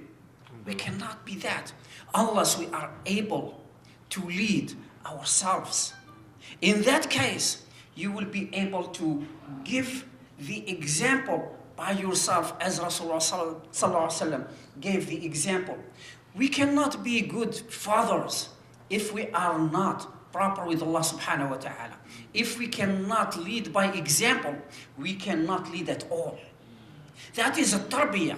So the first part, any tarbiyah, we cannot influence our children unless we are influenced by what we read and what we believe. If Islam does not put the grain in our mind and in our heart to behave properly as a good tree, how do you expect that the words that come not from a good tree, how do you expect that the fruits that do not come from a good tree will be liked by others and it will be eaten and consumed? It will not, under any circumstances. So the first thing, if we want to be good educators, we have to educate ourselves. We start by ourselves. If we want to have an agenda, the first agenda, it has to be for our own self, for our own growth, for our own discipline. And if we cannot discipline ourselves, we will not be able to be an example for our children, for our friends, for our colleagues, or anywhere else. That is why when the Imam was talking about the adab, the first adab is, who are we? Because that adab is the one that defines the person. And the definition of the person, if the person is not defining himself or herself as a Muslim, in that case, we need to reevaluate our own belief. What do we believe in? What do we want? And let me say this. We are not in a race. We are not in competition with anyone. We are building. We are building ourselves. We are building our families. We are building our community. We are building the Muslim nation. And in the society where we live, we are to be the example in every aspect. We cannot just be for ourselves. If we want to benefit only ourselves, we are so selfish. That is why when Islam teaches the believer is to work. وَقُلْ اعْمَلُوا فَسَيَرَ اللَّهُ عَمَلَكُمْ وَرَسُولُهُ. Say work, and Allah subhanahu wa ta'ala will see your performance, and with Him and the believers in Rasulullah sallallahu alaihi wasallam on the day of judgment. So when we are talking about how we look at ourselves, yes. I heard the stories of Imam Isa about how they became Muslims. And believe it or not, one of my first projects when I became the president of Majlis Shura is to collect as many stories as possible about the pioneers and about those who are living or lived here in New York City as Muslims, so that our children, they get some substance of what are the hardships that our, brothers pass through. Why do we have to wait till a person dies and then we start to say, no, that person is good? Why don't we hail the person right away and say, okay, Imam Isa, you have a great experience. Why don't you write some of it? Let's publish it. Let's do it. Why do we have to wait till a person dies and then we try to collect from that person or about that person information, how he lived and what he did and so on and so forth? Let's get it from first hand, the first source, the main source. When we do that, we will be able to give an example to our kids who probably, I was born as a Muslim, so I really cannot imagine the hardship that a lot of you, or probably the most of you, who embraced Islam at a later age went through. I wouldn't imagine it. Why? Because just think that when I came here to the United States and I informed my father that I'm traveling to the United States, he was mad at me. So now if I changed the country, I did not change the religion. I changed only the country. So I told him, Father, there is an opportunity for me to go and study in the US. He said, don't go. I said, Father, come on. It's a dream. I said, don't go. Then I had to go through about 15 or more people, including my mother, my sisters, my brothers, my uncles, my cousins, and so on and so forth, to convince my father to say, okay, go. What about if I change the religion? Do you think that it would be easy? I don't think so. I do believe that those who became Muslims here in the United States, you are the greatest because you made the decision, you made the commitment, and nobody forced you. And that is why I consider each of you as a teacher of mine. I consider each of you as a leader because you led yourselves beyond what you believed in, and you changed your mental way, and you believed in something new where you defied everyone else in your families, and you became Muslim so that you stand tall and you say La ilaha illallah Muhammad Rasulullah. And that is one of the greatest things that happened. And believe it or not, it is not, probably you see it that it's nothing, or it is very simple. Believe it or not, it is simple probably for some of you. But for me at least, I see it as an achievement that only the greatest people can achieve. It is just like at the time of Rasulullah sallallahu alaihi wasallam, when those of Quraysh started to be Muslims. That's exactly how I describe my brothers who are in front of me now as Muslims. Because it's not an easy decision. Now what do we do?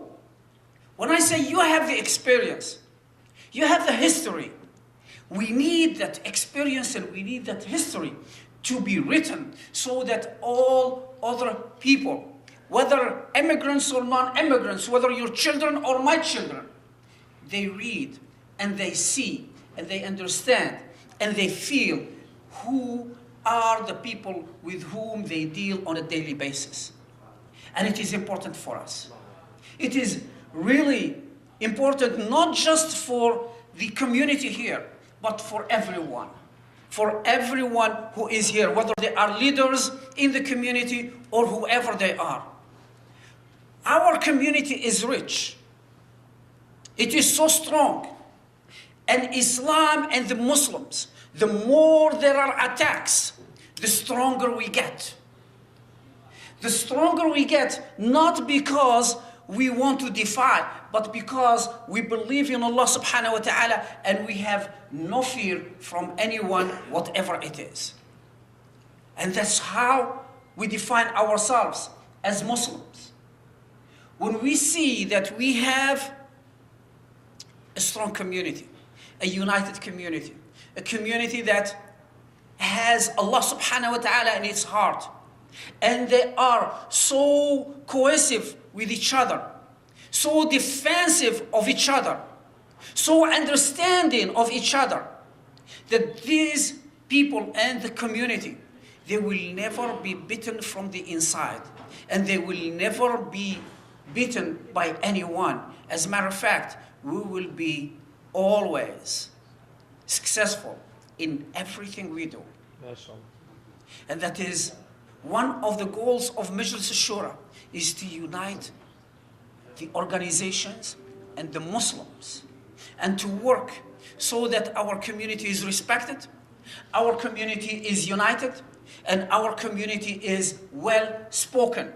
When we speak, we do not speak as Majlis al-Shura, but we speak as Muslims. As Muslim community, we have the voice, we have the decision, and we are able to make it. May Allah subhanahu wa ta'ala give us the wisdom, the power. Wassalamu alaikum wa rahmatullahi ta'ala wa barakatuh. Takbir! Alhamdulillah. Before I bring on our last speaker for tonight, I'd just like to make an announcement. The Masjid Shura, Islamic Leadership Council of New York, will be having its 2018 annual banquet, February the 3rd, 2018, from 6 to 11. The theme is Muslims in America, Challenges and Opportunities, Dyker Beach Park and Golf Course. That's on 86th Street and 7th Avenue in Brooklyn. Cards are over there on the table. Please take some, pass the word, come out, support the continuation of the leadership of the Masjid Shura of New York. It is an institution, and we should be happy that it has been established. I mean, we should be happy even more so if it continues on after we are gone. There's an old saying, these are our works display. Behold our works after we have passed away. That is why we're here tonight. Taha Masjid is an institution. It has been established. It's ongoing. And by Allah's mercy and leave, we pray that it will be continuous in its growth and development. And so we ask Imam Siraj Wahaj to come up and to see what he can do to help keep it functioning. Keep it going, inshallah ta'ala. So this is the moment you're all been waiting for. Takbir. Assalamu alaikum. Bismillah ar-Rahman ar-Rahim. Alhamdulillah. Ashhadu an la ilaha illallah wahdahu la sharika lahu. Ashhadu anna Muhammadan abduhu wa rasuluhu wa ba'd. Dr. Jafar, all of our wonderful imams, Imam Isa, and the community of Taha Masjid, I'm very honored tonight to speak to you actually for just a couple of minutes. I'm going to surprise you. You think I'm going to give a long talk, right? And you think I'm going to ask for money, right? That's what you think. You think I came and asked you for money. That's what you think, right? Well, I'm going to surprise you. You know, brothers and sisters, I've come to learn, and Muawiyah was right. He said, La hakima illa du tajriba. There's no real wisdom without experience. And you can't live on this planet a half a century. In the case of Imam Al-Amin, a whole century.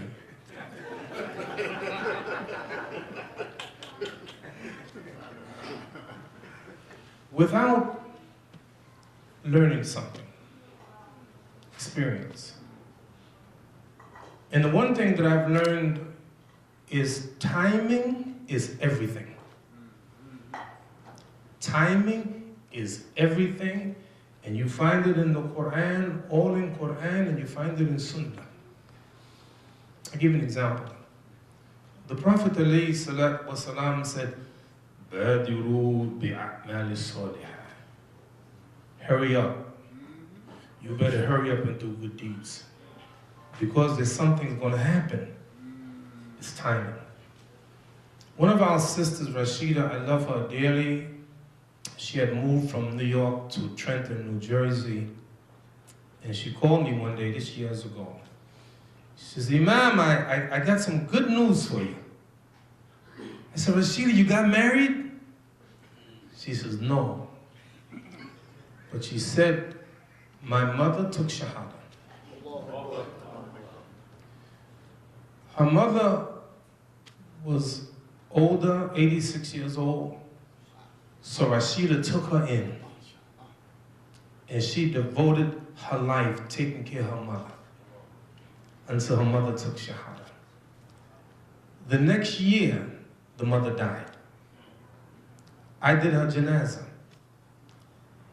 I got to know her. Timing is everything. Because you know what? We all agree. Kullu nafsin dha'iqatul maut. Every soul shall taste of death. And you know what? You don't know when it's going to come. It's going to come. You don't know where, you don't know how. وَمَا تَدْرِي نَفْسٍ بِأَيِّ أَرْضٍ تَمُوتُ. Allah says that no one knows what land they're going to die. Martin Luther King Jr., born in Atlanta, Georgia, died in Memphis, Tennessee. Malcolm, born in Oklahoma, died in New York City. Where will you die? Where will I die? When will it be? Only Allah knows. About 3 weeks ago, something extraordinary happened. And I always believe that whenever something happens, Allah is teaching us a lesson. You know, there was a man, 34 years old, homeless for about a year and a half. Lived in Philadelphia, homeless. You know something? You don't know if you'll be homeless tomorrow. Some people, they live from paycheck to paycheck. They lose their job and they have nothing and they live in a homeless shelter. Next time you go to Masjid al-Taqwa, I want you to go 1 block south of Masjid al-Taqwa on Atlantic Avenue, and Bedford is an armory. That's a men's shelter. 1,000 black men in that homeless shelter. Among them, some Muslims. You don't know your health. And this is why the Prophet, peace and blessing be upon him, he said, take advantage of 5 things before 5. One of them, your health before your bad health. Your good health before your bad health, etc. Timing is everything. I conclude with this.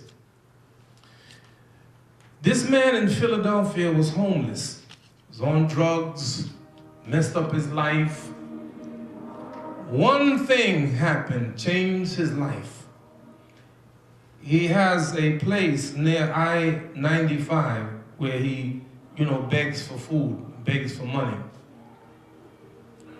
And one day, 3 weeks ago, a woman comes off I-95. She runs out of gas.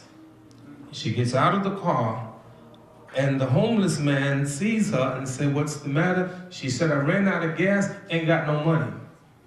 He said, get back in your car and you lock the door, I'll take care of it. He had $20. That's all he had in his name, $20.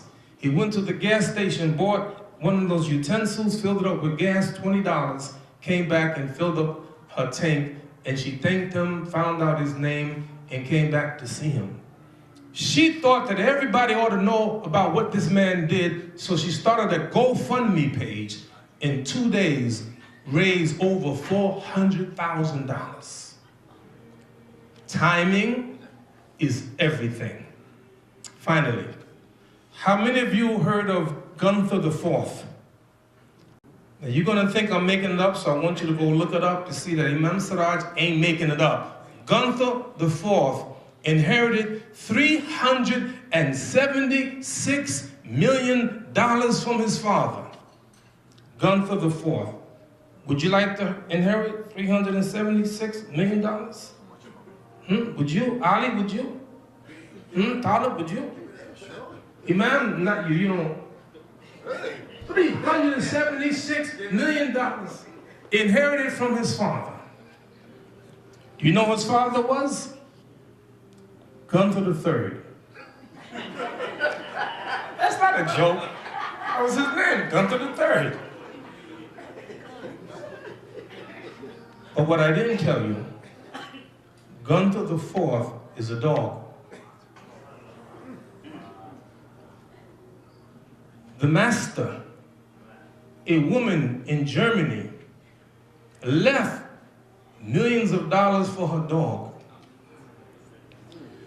Would you agree that Allah gives us benefit, even the good we do to animals? A prostitute gave water to a dog. Allah forgave her, gave her Jannah. But giving millions of dollars to a dog? I'll give you one more and you think about it. Sheikh Jafar, I mentioned we were together recently, I think in Queens or Long Island somewhere. We had a program for ICNA, right? And I mentioned a woman named Lorraine Powell. How many of you heard of Lorraine Powell? Some of you heard of her. This woman is the 25th richest person in America, 45th richest person in the world. Her wealth, her worth, $19,500,000,000. Put that in perspective.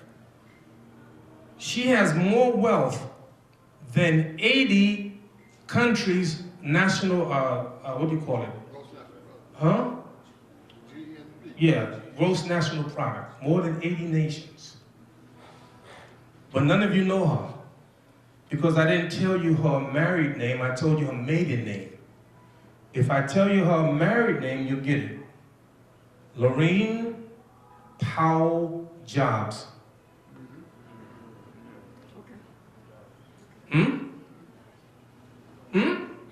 Who is she?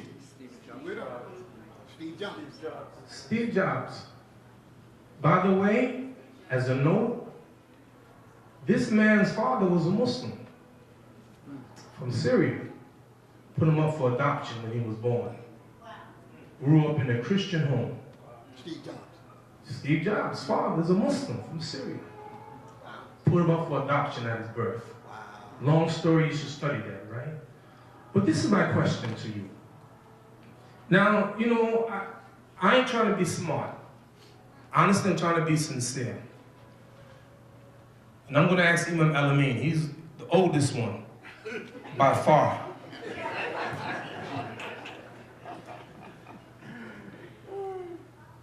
Imam, would you leave your wife $19.5 billion? Sisters, don't get mad at me. Let's look at what he did. Isn't it sufficient to leave her $1 billion?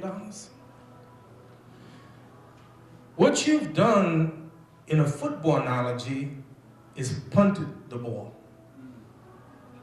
You punted to someone else. Why not you spend it for Allah and get credit with Allah rather than give it to her? Now she got to figure out how to spend that money. And this is why the Prophet, peace and blessing be upon him, you got to study him. Imam, may Allah bless you. Abdul may Allah bless you. You open it up for. This is why you got to study the Prophet, peace and blessing be upon him. He taught us human nature. You know what human nature is? If you give a man a value of gold, he want a second value of gold. If you give him 2 values of gold, he want a 3rd value of gold. Because nothing will satisfy the stomach of man except dust. Because it's what people are. They want more. They want more. But listen what the Prophet said, alayhi salatu wasalam. If I had gold the size of Mount Uhud, I would spend it in 3 days in the way of Allah. Except I may keep a few dollars to pay for debt. Because he understands the value of timing. Timing is everything. So tonight, I'm gonna ask you for a few dollars. I'm not, listen, ain't no gold, I ain't trying to raise $1 million. I'm gonna say something to you, and I want you to be careful about this. Because I see this all the time. We have fundraisers. You know what the poor people do? Oh, so this ain't for me, this is for Sheikh Jaffa. Go, Sheikh Jaffa, go and do your thing, man. I'll sit here and watch you, Ahli Duthor, you people with money, you go do it. Because I ain't gonna do it because I'm too poor. Let me tell you something what the Prophet said, peace and blessing be upon him. And I'm mad at you. I'm mad at you if you sit here and think that because I ain't got a whole lot of money, you ain't talking to me. No, I'm talking to you. I'm talking to the poorest of you. And the Prophet, peace and blessing be upon him, said, "Italatu fil Jannah fara'aytu aktharu ahliha al-fuqara." And I looked at Jannah and I saw that the majority of the people in Jannah were poor people. You ain't in Jannah because you're poor. You're in Jannah despite the fact that you're poor. Poverty isn't a virtue, but what you do despite the poverty, and I give you one hadith and I'm finished. The Prophet said, peace and blessing be upon him, said, Dirham sabaka miyata alfi dirham. $1 can be better than $100,000. Qalu, Ya Rasulullah, kayfa? How is that possible? He said, a man has $2 and he spent one in the way of Allah. And another man is rich and he spends all that money, but that $1 that they spent with Allah, Allah sees it. So don't you dare say, it's for the rich people. No. So what I'm gonna do, Imam, listen, Imam, I ain't got a lot of money, man. You think I got money. I ain't got a lot of money. But I believe in spending it, Imam, for the right reason.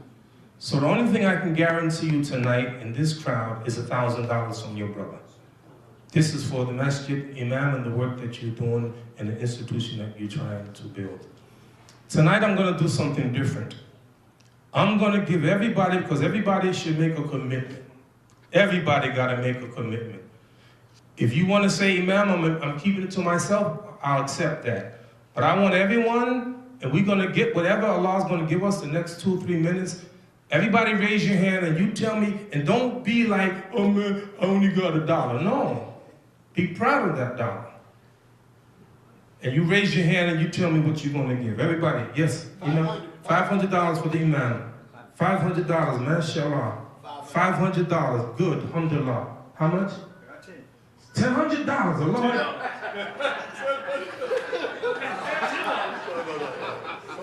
Allah bless you, $10,000, yes, $100,000. Oh, $100. Well, wait a minute, who's writing this down? Imam. Come on, Imam. Imam. 1,000, 500, 500, 500, 100, 110. Come on, brother, come on, man. Hiya. Yes. How much? $100, Allahu Akbar. Come on, man. $100. $100, mashallah. Yes. Lots of money. Excellent. By the way, Imam, we have a rule. Rule in fundraising. If a child raises the hand, the father has to pay. And the mother. By the way, wait.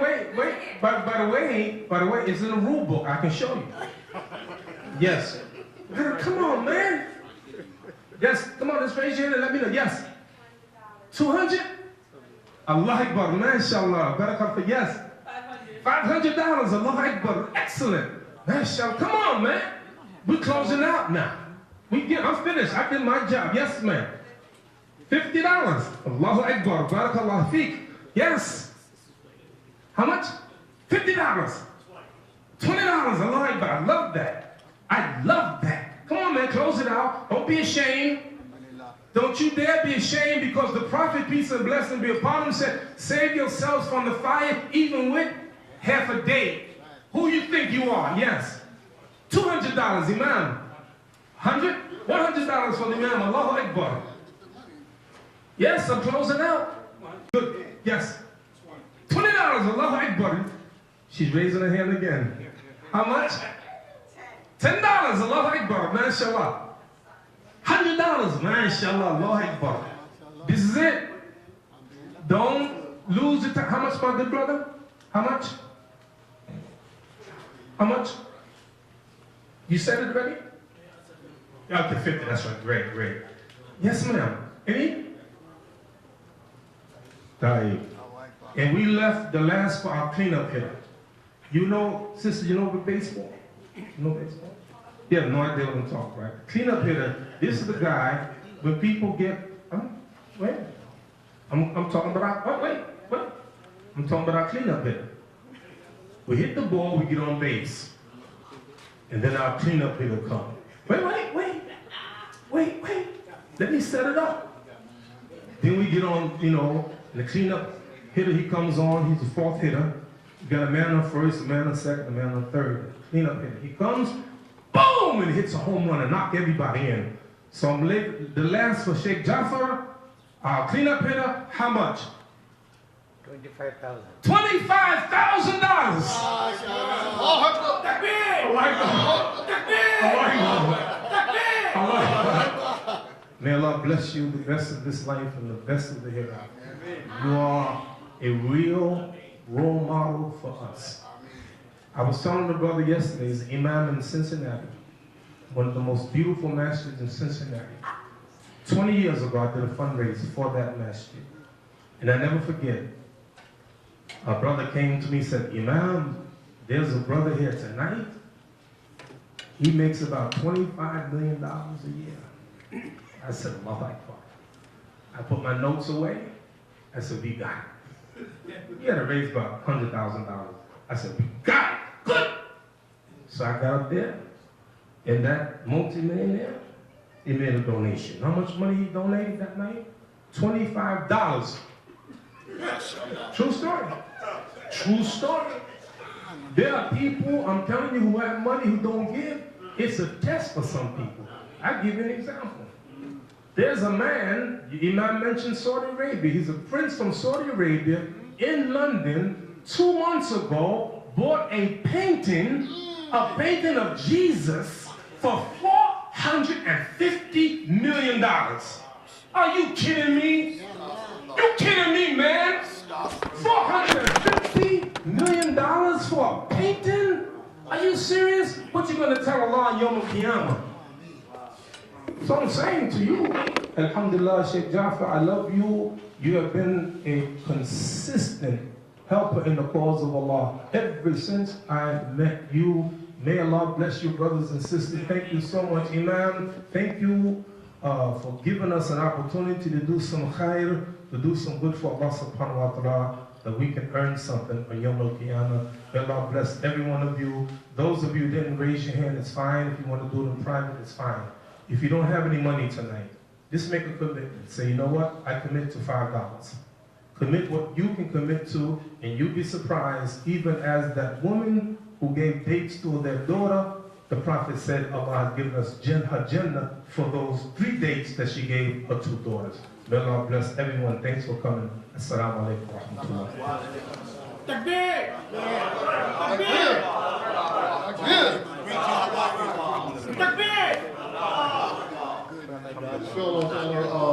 For those people who made their pledges, did not perform their pledges tonight, make your intentions clear, fill out the cards and information, send in your pledge, please fulfill your pledge. That's between you and Allah as we're done. Now we're going to have a few moments for everyone to meet your brother, meet your sister. So start with the table that you're with. Introduce yourself to the brother. Introduce yourself to those brothers. Well, the imams know each other. You can introduce yourself. Introduce yourself to those brothers and sisters. Introduce yourself to each other. Imam, And look at each other I want to see it, the man's meeting. and know each other. I'll come get you. One parcel of why we can come together as Muslims is to know and to identify one another. And to know and to identify one another's children. Unfortunately, a lot of our children over the years have gone wala dhalin. And we ask Allah subhanahu wa ta'ala to guide them back. But for of the things that we have to do, and we have to live the Islamic reality ourselves. And we have to see it demonstrated by us. And the best way to teach anyone is by example. If your children hear you tell them, go pray, and you're not praying, it's not going to work. If your children see you tell them to go out and get a job and you ain't working a job, it's not going to work. If the sisters tell the other sisters to go out there and find a husband and they can't keep a husband, it's not going to work. We have to begin to look at ourselves and deal with our internal problems, develop true brotherhood, true sisterhood. With that being said, I'm going to bring Imam Isa up and we're going to close out with dua, inshallah. And everybody can go around and greet each other and say your farewells for tonight. And once again, please fulfill the pledge. May Allah bless Imam Siraj, who has endeavored in this effort. Dr. Jaffa, may Allah give you good health, good resolve, bless your family, bless your wealth. May Allah bless the Emir, Masjid in these difficult times. And of course, Imam Al-Amin, may Allah bless him to finish Project Allahu Akbar. That is something that we have to do, and we have to see to the bitter end, the completion of Project Allahu Akbar, and all those other masajids. May Allah bless each and every one of you that came out tonight. Give you a safe return back to your families and loved ones. Grant us all forgiveness, give us protection, and bestow His mercy upon us all. Allahumma ameen. يا هدي القيوم أنت ربي ذل الأقلام والملك ونشكرك حسن عبادتك.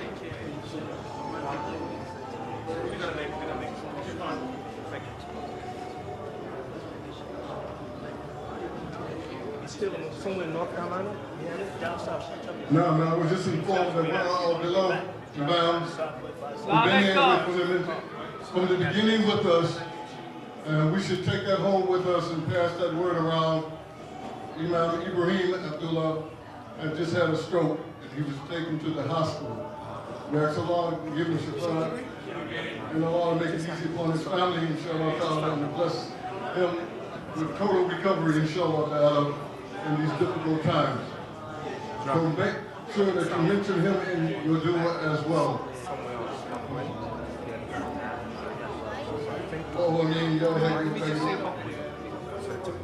Let me just say this, inshallah. Jazakallah for everyone for the contributions. It's surprising because I was just looking forward to trying to get old faces together, some of the imams and subhanAllah. I mean, I wasn't expecting the response that I got. Jazakallah, may Allah bless all of you for the contribution. Jazakallah, Imam Siraj, inshallah. Alhamdulillah. Come on over here, man. This is dual man right here. Come on over here with a big dual, inshallah. And make that dual for Imam Ibrahim as well, inshallah. This is our dual specialist right here. It's funny, man. Imam Abdul Azim Khan. They say he can give a dual that'll make you cry. Talk to Ibrahim later. I was going to say that to you earlier. I just didn't get a chance. I'm thinking about him tonight. Really? Serious? Serious? You know who's called check? Oh yeah, the Imam also has a fundraiser dinner, Masjid bin Abdul Aziz, Saturday, March 24th, 2016. It will be at the Richie place, inshallah. And we got flyers here? There will be flyers on the table, so please take flyers for this particular program, and also remind yourself and remind others about the fundraiser for the Masjid Shura so they can continue this good work. Imam, here's your program. March 3rd. March the 3rd will be Imam Al-Amin's program also. March the 3rd, so keep that in mind. Where's it going to be? Right? February 3rd, Masjid Shura, and March the 24th, Masjid Rahman bin Abdul Aziz. Amir al-Abdi. Dr. Jaffa, Allahumma. Dr. Jaffa, do you have a fundraiser coming up? You usually have one each year. Preston School. Preston School. Preston. When is the fundraiser for Preston School? Third week of March. third week of March. The third week in March, Crescent School, Dr. Jafar. Amir Rabbil Alameen, Allahumma salli ala Sayyidina Muhammad wa barik wa salam. Allahumma salli ala Muhammad wa ala ali Muhammad.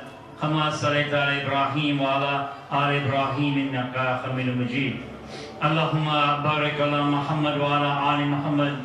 Kama barakta ala Ibrahim wa ala ali Ibrahim innaka Hamidum Majid. Allahumma anta as-salam wa minka as-salam. وإليك يعج السلام حينا ربنا بالسلام وادخلنا جنة دار السلام تبارك ربنا وليت يا ذا الجلال والإكرام سمينا وطعنا غفرانك ربنا وليك المصير ربنا لا تزغ قلوبنا بعد إذ هديتنا وهب لنا من لدنك رحمة إنك أنت الوهاب اللهم ربنا آتنا في الدنيا حسنة وفي الآخرة حسنة وقنا عذاب النار اللهم ربنا آتنا في الدنيا حسنة وفي الآخرة حسنة وقنا عذاب النار اللهم ربنا آتنا في الدنيا حسنة وفي الآخرة حسنة وقنا عذاب النار يا الله يا مالك يا قدوس السلام يا حيمن يا عزيز يا جبار يا متكبر Allah, we ask and pray, Allah, that you send durood and salam to the Holy Prophet Muhammad sallallahu alaihi wasallam, and all Sahabi Quram, Tabi'in, Buzurgan Deen, and those who have fought and died in your cause, Ya Allah. Tonight, Ya Allah, we make dua for all our deceased families, friends, and acquaintances who passed away, Ya Allah. Oh Allah, bless them in their qabr, Ya Allah. Illuminate their qabr, Ya Allah. And let them be among the Jannis in Jannatul Firdaus, Amir al-Alameen. Forgive them, Ya Allah, for all the kabira or the saghira sins they have committed during the course of their lifetime, Ya Allah. Whether their sins are smaller than a mustard seed or bigger than that of monk holding gold, oh Allah, have mercy on them, Ya Allah. We make dua, Ya Allah, for the success, Ya Allah, of this program, Ya Allah, brother Imam, his program, Ya Allah, and his community, Ya Allah. We ask and pray, Allah, to bless this community, Ya Allah, and those who have donated, including Dr. Jafar, Ya Allah, and all those, Imam Suraj, Imam Alameen, Imam Baki, Ya Allah, and all those Imams who have donated today, and all brothers and sisters, Ya Allah. Bless them, Ya Allah, subhanahu wa ta'ala, and make it easy for them, Ya Allah. Oh Allah, let them continue, Ya Allah, giving in your way, Ya Allah, like Sahabi Quram, Tabi'in, Buzurgan Deen, and those who have fought in your cause, Ya Allah. Oh Allah, make this masjid, Ya Allah, subhanahu wa ta'ala, a success, Ya Allah. Bless the community, Ya Allah, and bless those, Ya Allah, subhanahu wa ta'ala, who are serving in your cause, Ya Allah. Oh Allah, we are weak, Ya Allah, subhanahu wa ta'ala. We are drowned into our necks with sins, Ya Allah. Oh Allah, forgive us, Ya Allah, and have mercy on us, Ya Allah. And let all of us be among the mu'mins in Jannatul Firdaus, Amir Rabbil Alameen. Oh Allah, bless our brother, Ya Allah, subhanahu wa ta'ala. What's his name?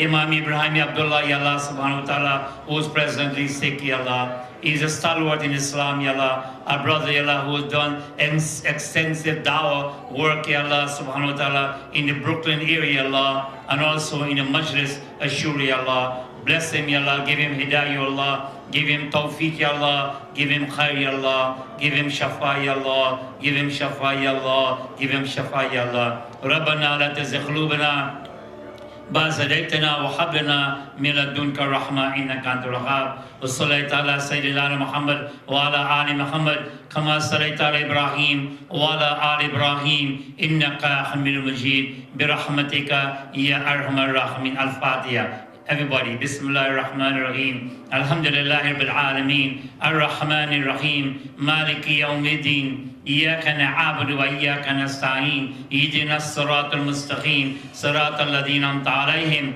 غير المغضوب عليهم ولا الضالين. الله أكبر الله أكبر الله أكبر لا إله إلا الله محمد رسول الله. Repeat after me. سبحانك اللهم وبحمدك أشهد أن أنت أستغفرك وأتوب إليك. بسم الله الرحمن الرحيم. والعصر إن الإنسان لفي خسر إلا الذين آمنوا وعملوا الصالحات وتواصوا بالحق وتواصوا بالصبر. Thank you very much.